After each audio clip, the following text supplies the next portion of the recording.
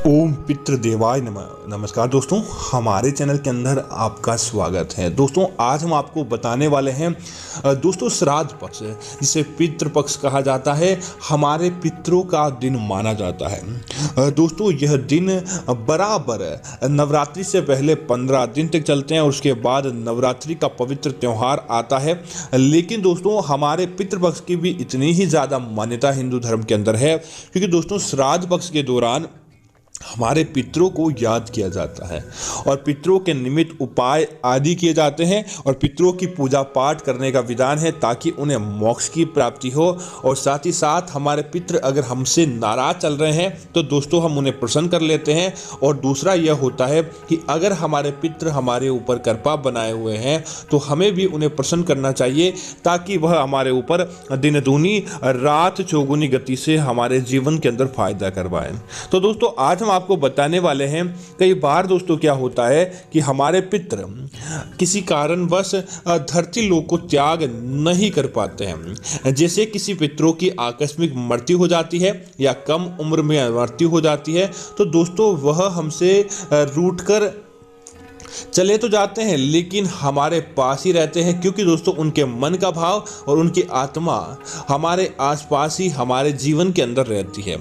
तो दोस्तों कई बार ऐसे संकेत होते हैं जिनके माध्यम से हमें पता चलता है कि हमारे पितृ हमारे ऊपर प्रसन्न हैं और हमें इस प्रकार से संकेत देकर बताते हैं कि वह हमारे ऊपर प्रसन्न है। तो दोस्तों कई बार क्या होता है, हमारी कुछ गलतियों के कारण हमारे पितृ हमसे नाराज भी हो जाते हैं और हमसे नाराज होने के कारण हमें किसी न किसी रूप से हानि पहुंचती है। तो दोस्तों वह हमें उन संकेतों के माध्यम से बताते हैं कि वह आपसे नाराज है, तो दोस्तों आपको तुरंत सावधान रहना चाहिए। तो दोस्तों बात करते हैं उन संकेतों के बारे में, लेकिन आगे बढ़ने से पहले आपसे निवेदन है वीडियो को पूरा और अंत तक देखें और साथ ही साथ हमारे चैनल को सब्सक्राइब जरूर करें। तो दोस्तों बात करते हैं सबसे पहले उन अच्छे संकेतों की।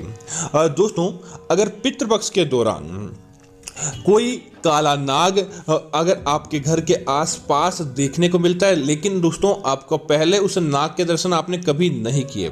लेकिन जब भी पितृपक्ष आता है कोई नाग आपके घर के द्वार के आसपास या आपके घर के अंदर विचरण करके चला जाता है बिना किसी को नुकसान पहुंचाए, तो दोस्तों इसका मतलब है आपको कोई गड़ा धन या फिर आपको कोई बड़ा धन लाभ होने वाला है। आपके पितृ आपको संकेत दे रहे हैं कि आपके घर के अंदर किसी न किसी रूप से फायदा होगा और धन अविरल रूप से आपके घर के अंदर बहने लगेगा। इसी तरह दोस्तों हमारे घर के कोई पितृ आपको याद हो उनका चेहरा या नहीं हो, लेकिन इन पितृपक्ष के दौरान आपके स्वप्न के अंदर उनका चेहरा आता है और वह स्वप्न के अंदर आते समय उनका चेहरा मुस्कान से भरा रहता है और मुस्कान से भरा हुआ उनका चेहरा आपको दिखाई देता है, तो दोस्तों समझ लीजिए कि आपके पितृ आपसे प्रसन्न हैं और आने वाले दिनों के अंदर आपको लाभ प्राप्त होगा। तो समझ लीजिए दोस्तों कि आपके पितृ आपसे प्रसन्न हैं, तभी वह हंसते खिलते आपके स्वप्न के अंदर आ रहे हैं। और दोस्तों इसी तरह काग को पितरों का प्रतीक माना जाता है, कोए को हमेशा पितरों का प्रतीक माना जाता है। तो दोस्तों अगर आप पितृपक्ष के दौरान कोई कौवा आपके घर की छत पर आकर बैठ जाता है और आपकी छत पर आकर बैठने के तत्पश्चात कांव कांव की आवाज़ लगाता है और जो भी आप उसे खाने के लिए देते हैं वह उन चीज़ों को सामग्री को खा लेता है, तो इसका मतलब है आपके पितृ आपके पास आए हैं आपको सकारात्मक आशीर्वाद देने के लिए, आपको लाभ प्राप्त करवाने के लिए। तो दोस्तों अगर आप भी समझ लीजिए कि आप उन कौवों को उड़ाए नहीं, बल्कि इन पितृपक्ष के दौरान तो कौवों का घर के अंदर आगमन भी बहुत अच्छा माना जाता है और बहुत शुभ माना जाता है। इसी तरह दोस्तों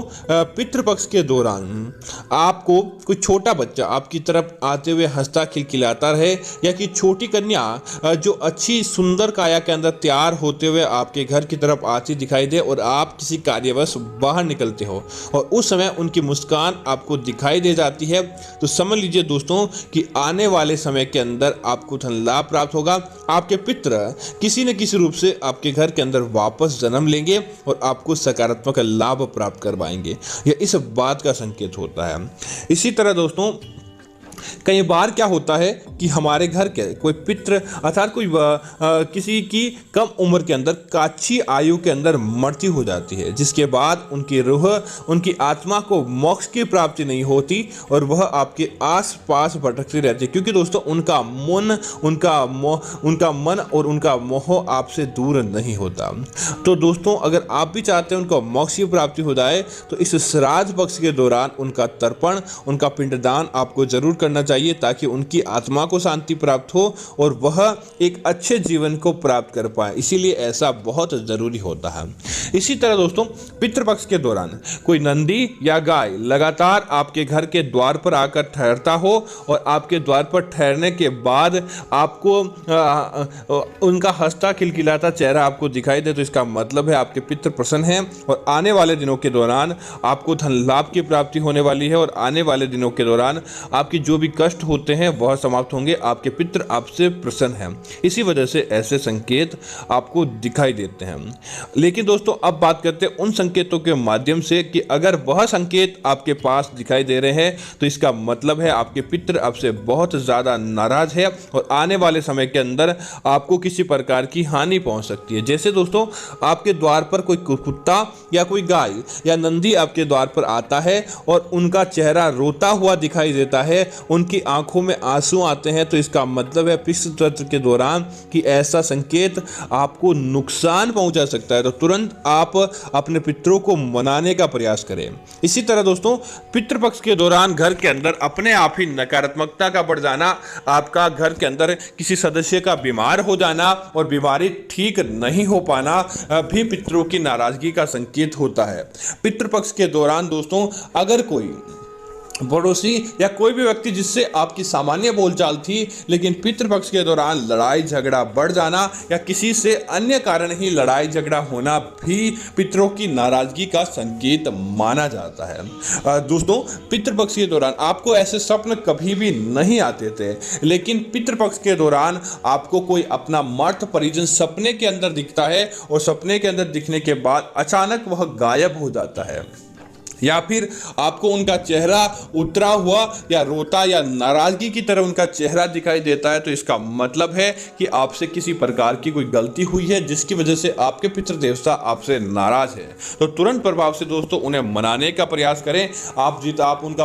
उनके निमित्त ब्राह्मणों को भोजन करवाएं, आप उनके निमित्त गौशाला के अंदर दान पुण्य करें या आप उनके निमित्त छोटे बच्चों को भोज करवाएं, ताकि आपके पितरों का सकारात्मक लाभ आपको प्राप्त हो और आपको आपके जीवन के अंदर तरक्की देखने को मिले और साथ ही साथ आपके पितृ आपसे कभी भी नाराज ना हो। इस प्रकार का अगर आप कार्य करते हैं तो निश्चित तौर पर आपके पितरों का आशीर्वाद आपको मिलता है और आपके ऊपर कभी भी पितृ नाराज नहीं होते हैं। तो दोस्तों मैं उम्मीद करता हूं कि यह जानकारी आपको अच्छी लगी होगी। इस प्रकार की अन्य जानकारी देखने के लिए आप हमारे चैनल को सब्सक्राइब करें और साथ ही साथ दोस्तों वीडियो को लाइक और शेयर करना ना भूलें, ताकि ऐसी जानकारियां आपको मिलती रहेगी। धन्यवाद मित्रों, जय श्री राम मित्रों।